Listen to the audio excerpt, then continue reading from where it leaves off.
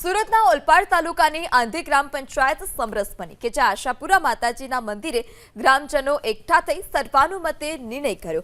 અડધો કલાકમાં જ ગ્રામજનોએ સર્વાનુમતે કલ્પનાબેન પટેલને સરપંચ તરીકે, જ્યારે દરેક વોર્ડમાંથી એક મહિલા સભ્યને બિનહરીફ જાહેર કરી ગામના વિકાસની ધુરા મહિલાઓના હાથમાં સોંપી દીધી। 528ની વસ્તી ધરાવતા આંધી ગામમાં સૌથી વધારે કોળી પટેલ સમાજના, જ્યારે બાકીના હળપતિ સમાજના લોકો વસવાટ કરે છે।